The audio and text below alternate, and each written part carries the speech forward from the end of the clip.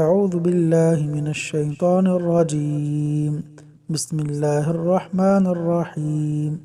یہ وظیفہ پڑھیں، حفاظت کے لیے فرشتے نازل ہوں گے۔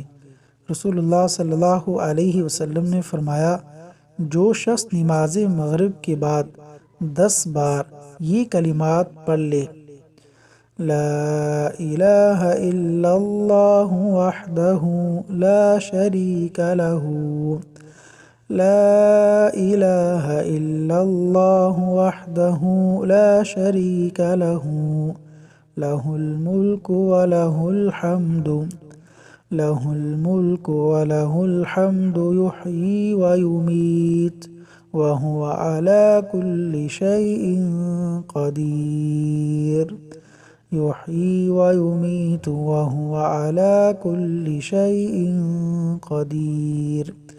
اللہ تعالیٰ صبح تک اس کی حفاظت کے لیے مسلح فرشتے بھیجتا ہے جو شیطان سے اس کی حفاظت کرتے ہیں۔ اس کے لیے ان کلمات کے عوض اجر و ثواب کا باعث بننے والی 10 نیکیاں لکھ دی جاتی ہیں اور 10 مہلک برائیاں مٹا دی جاتی ہیں۔